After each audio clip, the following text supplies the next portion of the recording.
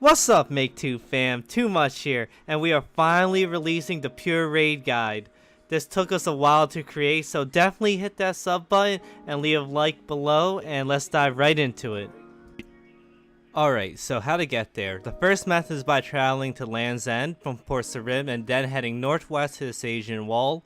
Second method is by using a skills necklace and teleporting to the Woodcutting Guild and head directly west to the Sajian Wall.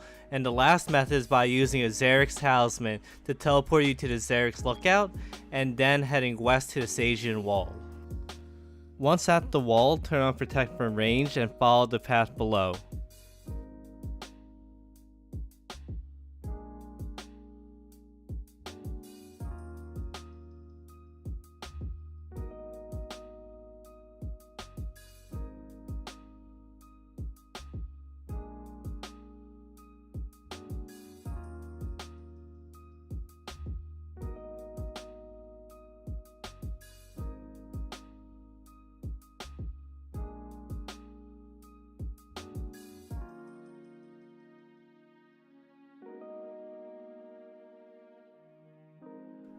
Once here, talk to the mountain guide to unlock fast travel.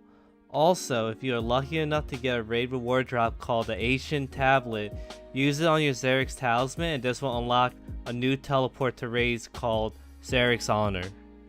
Alright, now that we went over how to get to the raid, we're going to go over how to find a raid. And to do that, you have to scout. And in order to scout, you just go in and out of the room until you get the right room rotation.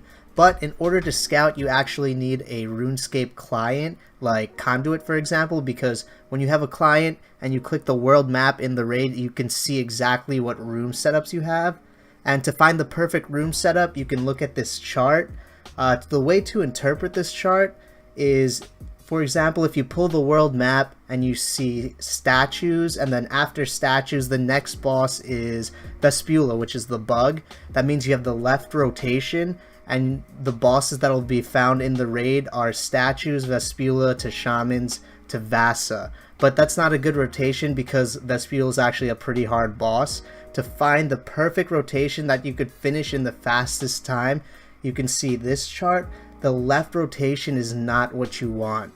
But the right rotation, as you can see the bottom half, that is the order you want for your raid. So when you click world map and you see that you have Mutadiles and then after that is shamans, that's a good raid because then you have statues and skeletal mages. And it works in reverse order from Vasa to statues. That's a good raid as well. And that's the raid you want. Alright, now that we went over how to find the raid and we know what bosses to expect, we're going to go over what to bring into the raid. Now keep in mind these are just suggestions, you can bring whatever you're comfortable using, but this is what we like to use for our raid runs. So to go over the melee gear, the must-haves are the Dragon Warhammer or Bondos Godsword because that special attack really helps against the bosses in the raids and especially Ohm. Now the suggested items, Abyssal Bludgeon, SS, Elder Maul, it's really up to you what you want to use. It doesn't even have to be on this list, it's whatever you're comfortable with. And to go over the range gear, of course the Twisted Bow is always the best choice, but not everyone can afford one bill. So honestly, any one of these range items can finish the raid in record time and without a problem. The Twisted Bow shaves a couple minutes off, which is very nice, but one bill, come on. Mage setup, very simple. Trident, best mage DPS in the game. One person should have a water spell in case you get caught in the flame attack, which we'll go over later in the guide. Now to go over the armor to bring, I'm sure you guys have all seen these three sets of armor, max mage, max range, max prayer. It's really up to you. I like to mix and match all of them. It depends what kind of play style you like. If you don't like your prayer draining too fast, maybe throw in a miter, throw in the bottoms, and like a mage top. It's really just up to you, whatever you prefer doing. And to go over the other armors, so boots, up to you, rings, up to you. Definitely need the Ava's accumulator because you're going to be using a lot of range in the raid. Mage cape optional, fire cape optional. I just like the Ava's, saves me some space. Miscellaneous items, Now, the items on the left are very useful for the bosses listed above them, so we highly recommend that you bring those 4 items. You should definitely bring Ruby E if you're using a crossbow, Addy Plus if you're using a blowpipe. Amulets, again, optional, whatever you prefer using. That's pretty much all of the gear. As you can see from me, I like to mix and match everything. I use the bludgeon, range, really up to you guys. Finally, inside the raid. So supplies. You can go to a scavenger room and kill the big scavengers or the smaller scavengers for supplies. Some supplies you want to pick up are planks to build a chest, Sicily and darkened juice, and mushrooms. If you have Wintertide or statues and you forgot your pickaxe, your tinderbox, or your axe, you could get it from these scavengers. Some scavenger rooms have shortcuts for extra points: the tree, the rock, and the boulder. For the boulder, you have to push the rock at the same time for more points, so what I recommend is doing a countdown or pushing the boulder once you see a prayer up like Smite. Alright, so next room we're going to go over is the agility room. They have definitely mages and definitely rangers in here. And this room is super easy, guys. Like I said before, all you really need to do is protect range from the rangers and protect mage from the magers. Make sure you guys all pile the same one. Make sure you guys have your potions up. And once this room is done and you killed everything, you can cross over the rope and pick up the crystals and take that crystal to the doorway and you're good to go. A small tip you guys could use is when you guys have aggro on the deathly rangers, just hide behind this wall right here and you wouldn't take any damage, and that gives leeway to your teammates so they could do all the damage and get this room done as quickly as possible. Thieving room. This room is very simple. All you have to do is open the chest for the grubs, and once you get about 30 grubs, deposit them in the trough. Also, one chest has bats in it, which gives you extra points if someone else uses them.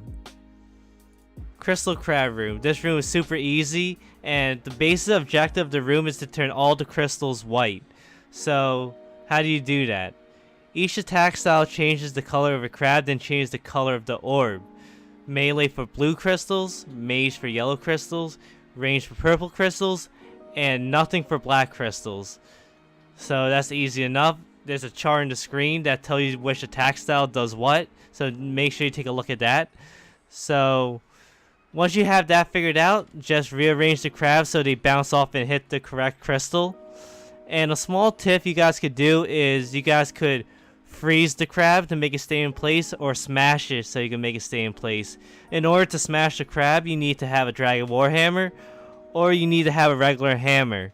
So once that's done, make sure everything is white and move on. Statues. Basically, this boss is really easy. You just need a pickaxe and you want to use the crush attack style. Also, take a sip of your stamina potion and super combat potion to speed this up a little bit. Use protect for melee to take less damage. Then do the hit and run method to avoid the falling rocks. The next room we have is skeletal mages. Basically, this boss is super easy again. You just want to use range and protect from magic. You need to position yourself and try to kill one at a time. Equip your salivate IE because it works great here. A tip to avoid some damage is by going to the corner where one of the mages are. By doing this, he won't use many mage attacks on you because he thinks you'll be in melee range. The next room we have is shamans. Basically, this is another easy room.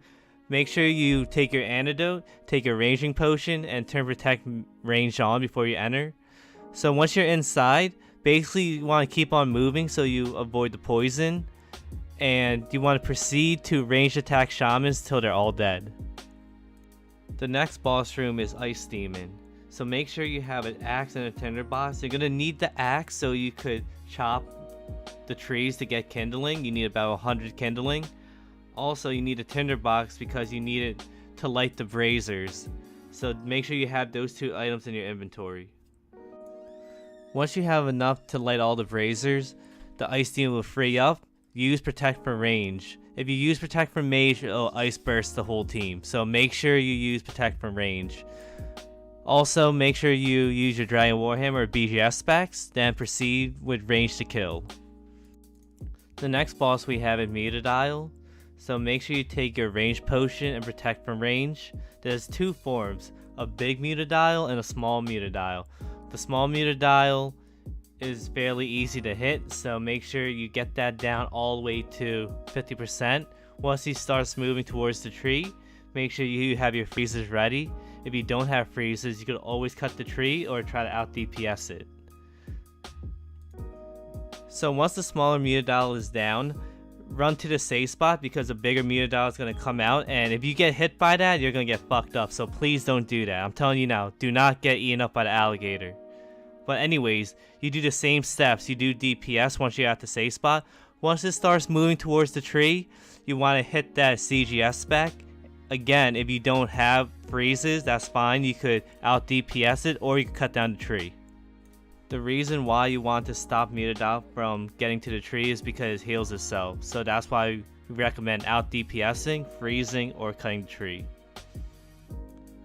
The next boss room is Vasa. Fair warning, this boss is very difficult for beginners, so it might take you a few times, you might even die, so don't be discouraged, let's keep on grinding, you'll get it. Before you enter the boss room for Vasa, make sure you have these items in your inventory: your stab weapon, your spec weapon, and your ranged weapon. The spec weapon is the BGS and Dragon Warhammer. Also, make sure you take a sip of your super combat potion, your stamina potion, and range potion.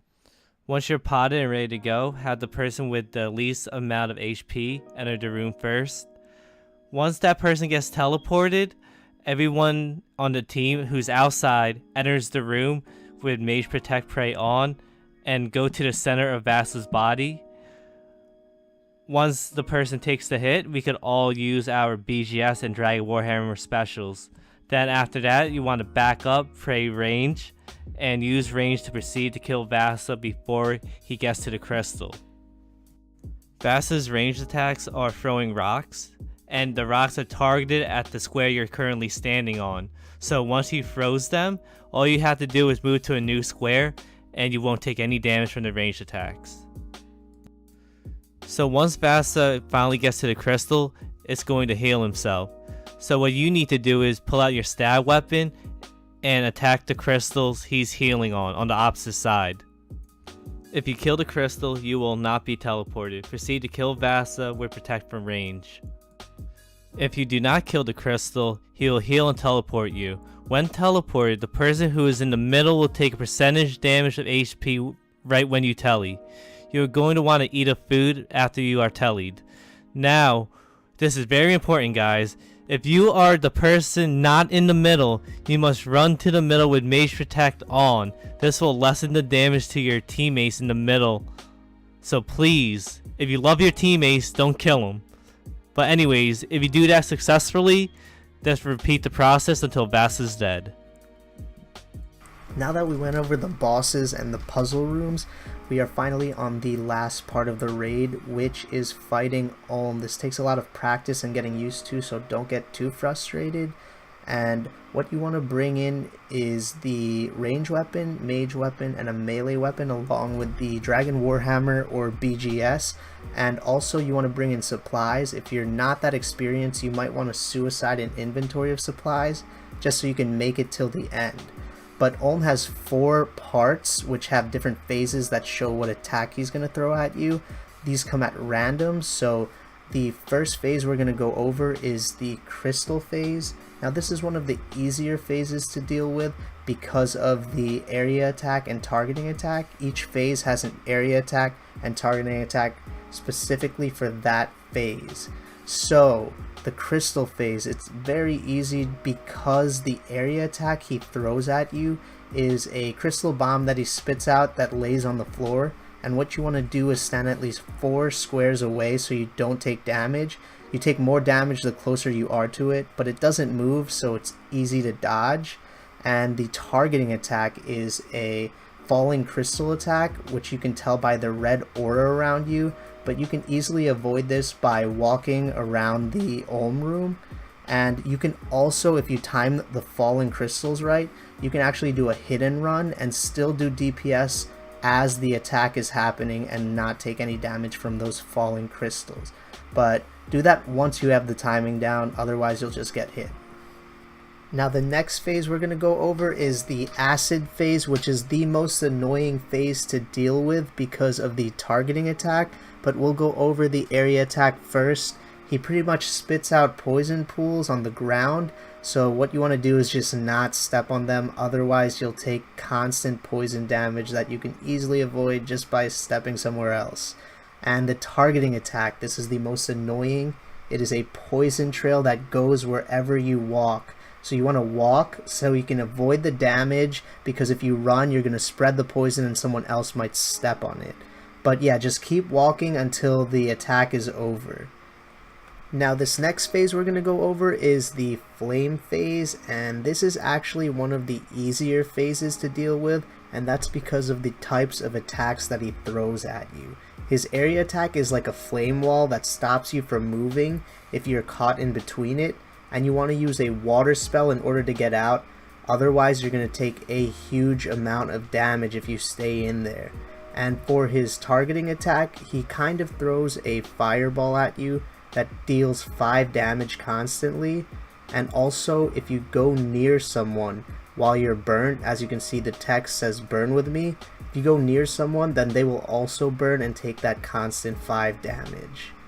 And also in between each phase you're going to see these falling rocks, and pretty much you just want to walk around and dodge them to the best of your ability until the next phase starts. Now that we went over the phases, we're going to go over the basic attacks of Olm, which can be used at any time in the raid. And the first attack is the mage attack, which looks like an earth wave. The second attack is the range attack, which looks like a rock coming at you. But just use the correct overhead so you can minimize as much damage as possible. The next attack we're going to go over is the lightning attack. Now this attack is actually really annoying if you get hit by it, but it's fairly simple to dodge. But if you do get hit by it, it turns off your overhead prayers for a certain amount of time, and you can't move for a certain amount of time. But you can tell it's happening by the lightning pillars that go across the room, or the animation that comes up above Olm's melee hand. And you can also dodge this if you time it right by walking through the lightning, as you can see here. Now the next attack we're going to go over are the floating orbs that he throws at you. You can actually tell this is coming by the slow moving orb that's floating towards you, and also by the text that appears in your chat box. And what this attack does is halves your prayer automatically, and then it shuts off your overhead, so you have to turn the correct one in order to take no damage. So magic is blue, melee is red, and range is green. This next attack is the pairing attack, and the whole goal of this is to stand on top of the person you're partnered with. The farther you are, the more damage you take, but you can tell who you're partnered with by the text that appears in your chat box. It actually says their name, and when you're partnered you want to meet at the melee thumb just so no one gets confused on where to go. Another attack he throws at you is the crystal spikes attack, which comes after the pairing attack, and you can actually tell it's coming by the dots that appear on the ground right before they come up, and also by the animation that appears above the melee hand. But just take a side step in order to avoid the damage. Now the last phase we're going to go over is the phase right before Olm's final form, which is the healing phase, and you can actually tell this is happening by the healing animation that appears above his hand. If you deal damage while it's healing, it'll heal the amount of damage you've dealt. And you can tell when it's coming because it always comes right after the pairing attack. As you can see here, the infinity animation is when the hand is healing, so that's when the person on the melee hand wants to start attacking the mage hand until the animation is over. And moving on to how to prevent this heal. You can actually wait for the pairing attack, and once that happens you run to the opposite side of the melee hand. This causes Olm's head to turn and skip the healing phase, so you can actually keep doing DPS to the hand instead of it healing.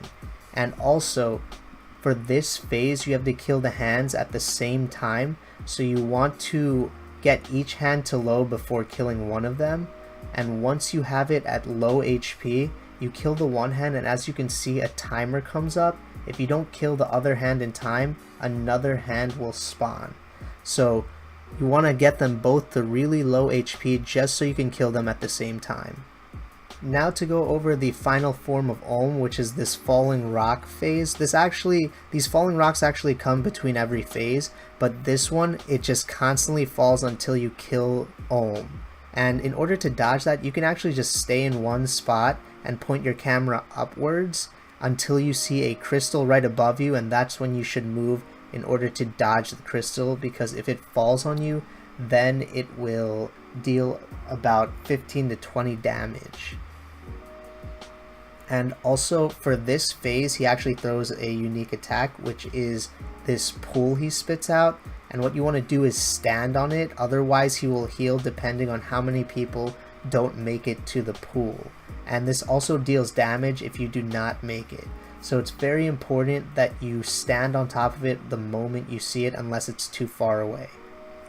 Now everyone plays a certain role at Olm, and I'm going to go over the melee hand role first. And what you want to do is just keep dealing DPS to the melee hand, and you want to stand at Olm's pinky, because this forces Olm to turn his head fully in order to throw an attack at you. And also keep an eye out for the major. If he can't move or is in trouble, run to him if you have the pairing attack on you, or if he's not going to make it. And you can also cripple the hand if you do too much damage, so if you do that, or if it's healing, you want to switch to the mage hand. To go over the mage hand's role, so what you want to do is keep dealing DPS to the mage hand just like the melee hand, and you want to stand all the way to the side because this also forces Olm to turn his head all the way, and it plays a part in the next role we're going to go over. But this requires a little more attention because you have to run to the thumb whenever the pairing attack happens, but other than that, very simple, just keep dealing DPS to the hand. Now this next role is probably the most important in the raid, and his role is to turn the head. And to do that, Olm turns his head towards the side with the most people. So the reason this is so important is because as Olm is turning his head, he's not allowed to throw an attack at you until he's finished turning. So if you constantly switch sides, this causes Olm to constantly turn his head and throw out less attacks, saving you supplies, and could be the deciding factor of whether you make it till the end of the raid without dying. And the person turning the head is also going to be on the mage hand, because he's not allowed to leave the center of the room, otherwise it would cause Olm to just stay at one direction. Alright, Make 2 fam, that was our pure raid guide. If you guys have any questions or concerns, definitely leave it in the comments below. Also, if you guys want to hang out, chill, join our new CC to Make 2 fam. We wanted to mash with the streams. Also, make sure you guys check out the description below, because we're going to leave more tips and tricks that were covered in the video and something we may have missed. We're going to add all that stuff in the description below, so please check that out. Last but not least, I'd like to shout out Brad RS and Igor for always helping us raid. They actually helped us raid to get all the clips we needed, so shout out to them. Also, big shout out to Make 2 Little Boys. He edited the whole video by himself. It took him weeks, and he finally got it done, and it's great quality, so I really do hope you hit the sub button and like the video.